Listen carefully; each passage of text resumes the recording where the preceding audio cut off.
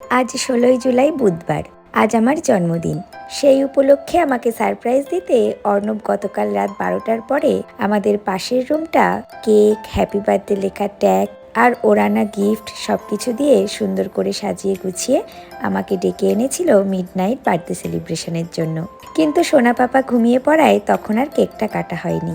যাই হোক, আজ দুপুর ৩:৩০ নাগাদ গীতা আন্টি আর রেনু আন্টি আসলেন আমার জন্মদিন সেলিব্রেট করতে।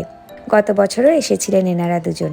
তো এই যে গীতা আন্টি আমাকে বার্থডের একটা স্যাশে আর একটা ক্রাউন পরিয়ে দিল। তবে কেক কাটার আগেই ওনারা আমার জন্য আনা ওনাদের গিফটগুলো দিয়ে দিল। রেনু আন্টি নিজের হাতে বানিয়ে এনেছিলেন এই নিমকিগুলো, গুলাব জামুন আর একটা চোকার সেট। আর গীতা আন্টি এনেছিলেন একটা শাড়ি আর একটা চুড়ির সেট।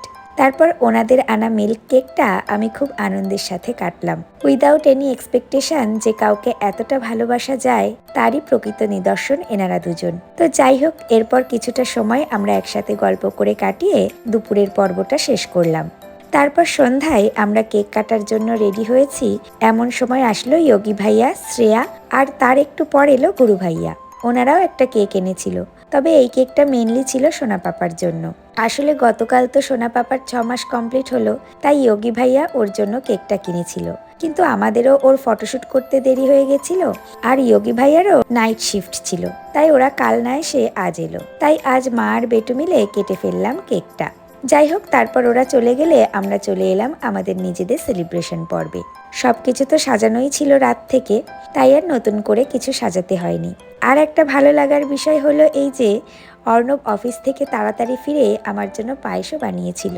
তো যাই হোক, সোনা পাপা আর অর্ণবকে সাথে নিয়ে কেক কাটার পর্বটা সেরে নিলাম।